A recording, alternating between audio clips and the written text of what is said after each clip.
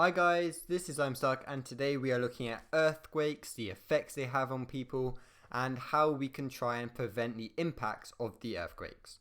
So if you haven't watched already my plate tectonics video, then I would recommend it because earthquakes are all formed by the plate tectonics and the different types: conservative, destructive, and how there is a build-up of pressure when two tectonic plates meet. Now, the plates will eventually jerk past each other, and this will send out shock waves, also known as vibrations, and these vibrations are the earthquake that you can feel. Now, the shock waves spread out from the focus, and the focus is where the earthquake starts. However, the epicenter is just above the focus on ground level, and this is where the shock waves are stronger. Now, there are many impacts of the earthquake, and there are primary and secondary impacts.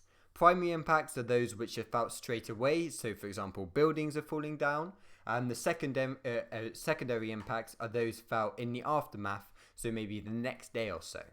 So some of the primary impacts include buildings and bridges collapses, and then people can be killed or injured by these building collapses. Then electricity cables can be damaged. Roads, railways and airports are damaged, and underground water and sewage pipes are broken, and this can cause leaks and cut off supplies.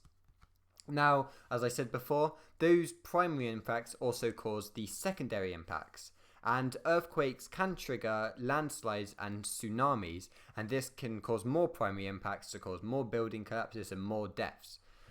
People are also left homeless.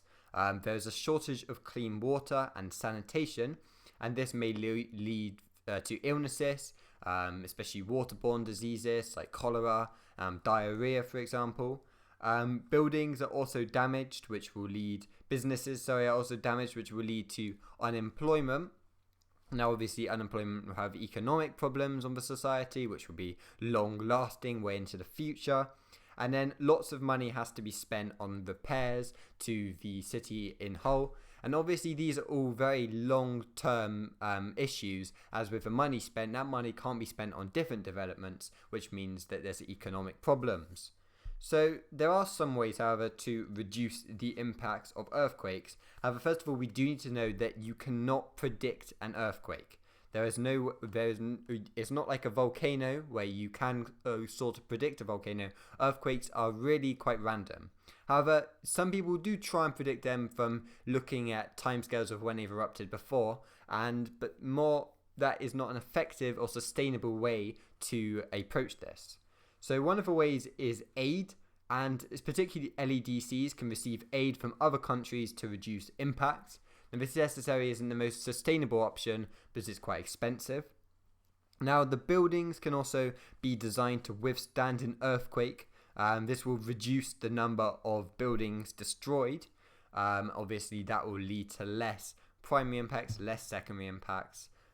Probably it's a good choice for the future, as then you're spending less money having to repair buildings, although the initial cost will be quite high.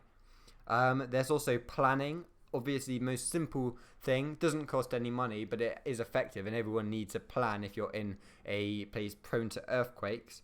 And this is where future developments should be built away from earthquake-prone areas, and there should be evacuation routes.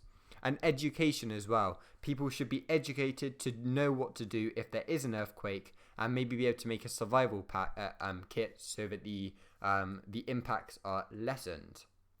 So this poses the question, though, why do people still live in the earthquake-prone areas? And one of the simple reasons is that they've always lived there. So if you think about how many people live in Los Angeles is an earthquake-prone area, but still people live there because they've lived there all their life. They also believe that the government will support them if an earthquake happens, which normally the government will try and support them. However, if it's too big, they may not be able to support them immediately. They don't think an earthquake will happen again, which is kind of naivety, and that may particularly happen in LEDCs where there's a lack of education. And they may be employed in the area, which means they don't want to move out, as that is their whole life in that area. And as I was talking about LEDCs as well, the impacts on LEDCs are much worse than MEDCs. Now, one of the reasons for this is simply because there's poor quality housing in LADCs, which will be destroyed much easier. And when they're destroyed, they're more likely to have those secondary impacts. More people are killed by building collapses. More people are made homeless. So that's one of the reasons. Other reasons is that the infrastructure is also worse. So, for example, the more roads are going to collapse, which means it's harder to get to those people in those desolate areas. The responses will be much slower. They don't have that technology like the helicopters everywhere to try and reach the injured people. So more people are killed from those secondary impacts. And finally, the healthcare is also worse in LADCs. So the hospitals are not big enough to fit everybody in. So with all these people having these secondary diseases, the diseases needed treating from wounds, more people are going to die from infected wounds as they haven't been able to get treated because not everyone can get treated at the same time. So thank you for watching this video. Hope you enjoyed it and see you soon. Goodbye.